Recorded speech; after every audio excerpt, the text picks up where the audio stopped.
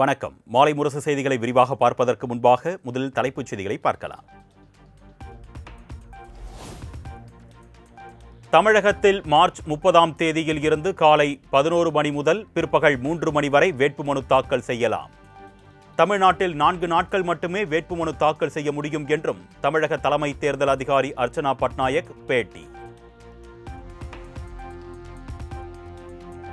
Between 11 a.m. and 3 p.m. from Monday, that is 30th 3, till the last date for receipt of nomination 6th Aniki, except 31st 3, which is a holiday, 3rd 4, which is again a holiday, and 5th 4, which is a Sunday.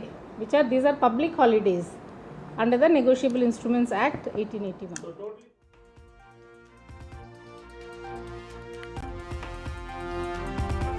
தமிழகத்தில் தேர்தல் கண்காணிப்பு பணியில் ஈடுபட்டுள்ளவர்கள் பொதுமக்களை தொந்தரவு செய்யக்கூடாது. உரிய ஆவணங்கள் இருந்தால் பணம் உடனடியாக திருப்பி வழங்கப்படும் என்று தமிழக தலைமை தேர்தல் அதிகாரி அர்ச்சனா பட்நாயக் தகவல்.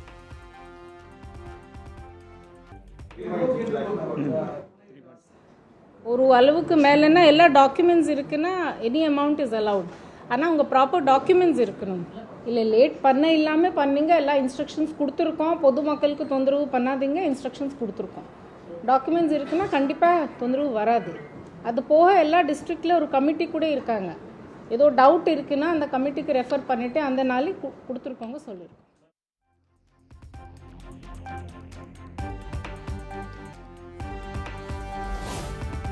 தமிழகத்தில் தேர்தல் நடத்தை விதிகள் அமலுக்கு வந்ததில் இருந்து இதுவரை 1,26,00,000 ரூபாய் ரொக்க பணம் பறிமுதல். தமிழக தலைமை தேர்தல் அதிகாரி அர்ச்சனா பட்நாயக் தகவல். 1.26 crore பிடிச்சிருக்காங்க. இது வேல்யூ ஆஃப் குட்ஸ் அண்ட் மணி.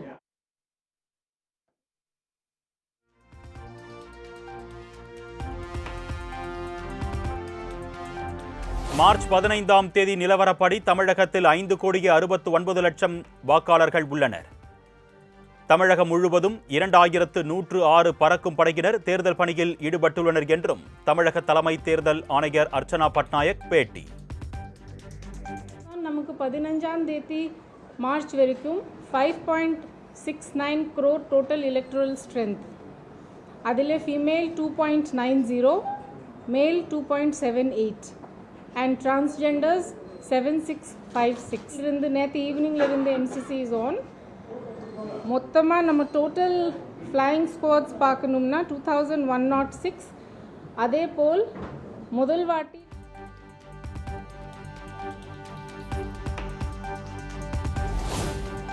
தமிழ்நாடு தலைமை தேர்தல் அதிகாரி அர்ச்சனா பட்நாயக் தலைமையில் இன்று மாலை 3 மணிக்கு அனைத்து கட்சி கூட்டம். தமிழகத்தில் உள்ள அங்கீகரிக்கப்பட்ட அரசியல் கட்சிகளுடன் அர்ச்சனா பட்நாயக் ஆலோசனை.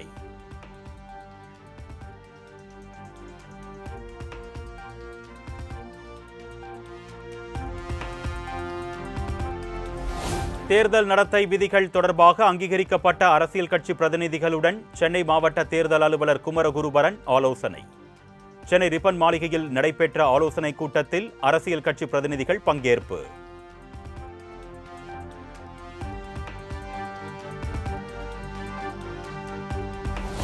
புதுச்சேரியில் சட்டமன்ற தேர்தலுக்கான வேட்புமனு தாக்கல் தொடங்கியது.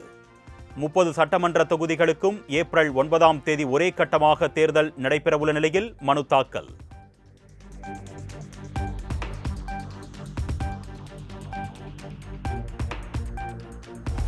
சென்னை அண்ணா அறிவாலயத்தில் திமுக தலைவரும் முதலமைச்சருமான மு.க. ஸ்டாலின் தலைமையில் மாவட்ட செயலாளர்கள் கூட்டம். சட்டமன்ற தேர்தல் முன்னேற்பாடுகள், பிரச்சார வியூகங்கள், வாக்கு சேகரிப்பு குறித்து ஆலோசனை.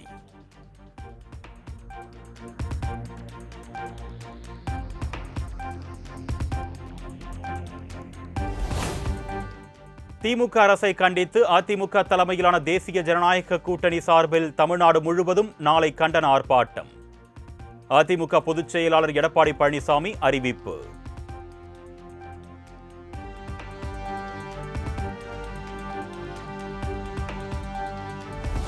கூட்டணி தொடர்பாக அதிமுக, பாஜக உள்ளிட்ட எந்த கட்சிகளுடனும் பேச்சுவார்த்தை நடத்தவில்லை. பல்வேறு கட்சிகளுடன் கூட்டணி என்று தொடர்புபடுத்தி பேசப்படுவது உண்மைக்கு புறம்பானது என்று நிர்மல்குமார் விளக்கம்.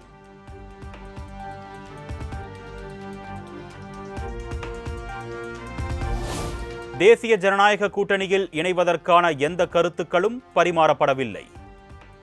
என்டிஏ கூட்டணியில் சேர்வதற்கான எந்த அழுத்தமும் இல்லை என்றும் தவேக நிர்வாக குழு தலைமை ஒருங்கிணைப்பாளர் செங்கோட்டையன் விளக்கம்.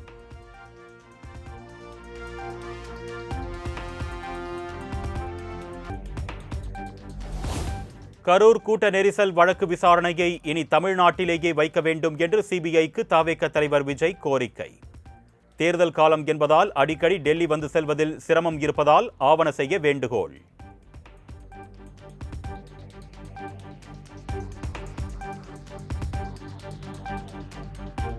சட்டப்பேரவை தேர்தலை முன்னிட்டு அடுத்த வாரம் வெளியாகிறது பாஜகவின் தேர்தல் அறிக்கை. தேர்தல் அறிக்கை தயாரிப்பு குழுவின் பொறுப்பாளர் தமிழிசை சவுந்தரராஜனுடன் நயினார் நாகேந்திரன் ஆலோசனை.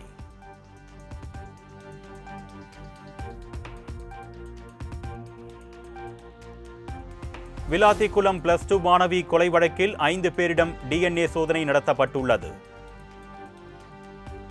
சம்பவ நேரத்தில் அந்த பகுதியில் பதிவான 1600 செல்போன் எண்கள் சேகரிக்கப்பட்டு ஆய்வு செய்யப்பட்டிருப்பதாகவும் உயர்நீதிமன்ற மதுரை கிளையில் காவல்துறை தரப்பில் தகவல்.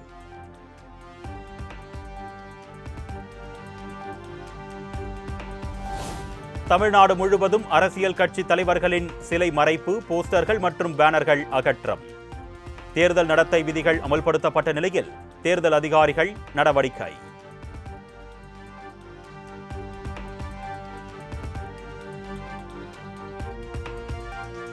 தமிழகத்தில் தேர்தல் நடத்தை விதிகள் அமலுக்கு வந்த நிலையில் பல்வேறு மாவட்டங்களில் அதிகாரிகள் தீவிர வாகன சோதனை. வெவ்வேறு பகுதிகளில் உரிய ஆவணங்கள் இன்றி எடுத்து செல்லப்பட்ட 56 லட்சம் ரூபாய் ரொக்க பணம் பறிமுதல்.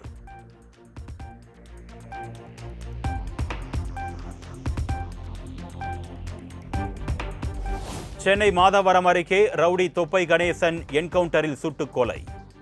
மாதவரம் ரவுண்டானா அருகே பிடிக்க சென்ற போது போலீசாரை தாக்க முயன்றதால் தற்காப்புக்காக சுட்டதில் பலி.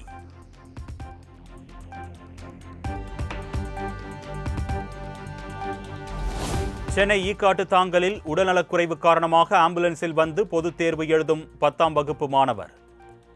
பள்ளிக் கல்வித்துறையின் முன் அனுமதி பெற்று மாணவருக்கு தனி அறை மற்றும் எழுத்தர் ஏற்பாடு.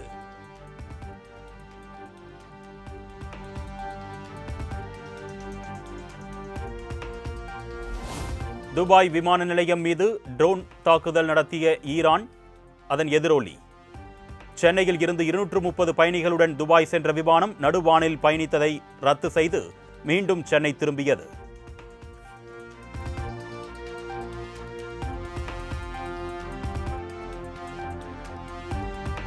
சென்னையில் ஆபரண தங்கத்தின் விலை சவரனுக்கு 400 ரூபாய் குறைந்து ஒரு சவரன் 1,17,680 ரூபாய்க்கு விற்பனை. கிராமுக்கு 50 ரூபாய் குறைந்து ஒரு கிராம் 14,710 ரூபாய்க்கு விற்பனையாகிறது.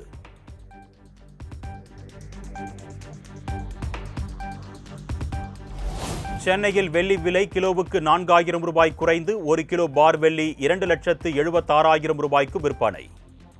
வெள்ளி விலை கிராமுக்கு 4 ரூபாய் குறைந்து ஒரு கிராம் 276 ரூபாய்க்கு விற்பனையாகிறது.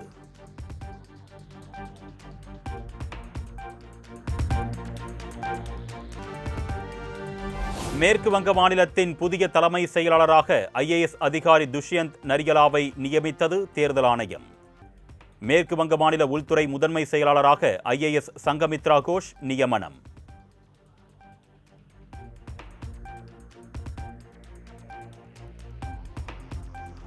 நூற்று 40 தொகுதிகள் உள்ள கேரளாவில் 75 தொகுதிகளுக்கான வேட்பாளர்களை அறிவித்தது ஆளும் மார்க்சிஸ்ட் கம்யூனிஸ்ட் கட்சி. தர்மடம் தொகுதியில் பினராயி விஜயன் போட்டி.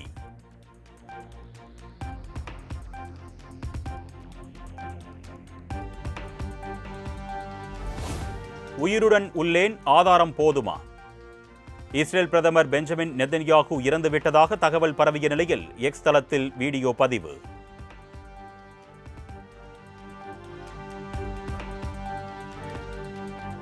שאומרים ברשת שאתה בכלל מת?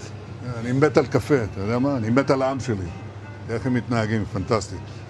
אתה רוצה לספור את מספר אצבעות? אתה יכול להראות לנו? פה. פה. היית? יפה מאוד. לחיים. אתה חושב של המסר לאנשים שיוצאים ומתאווררים? לצאת להתאוורר, אבל ליד מרחב מוגן. והעמידה שלכם היא מדהימה, נותנת כוח לי לממשלה.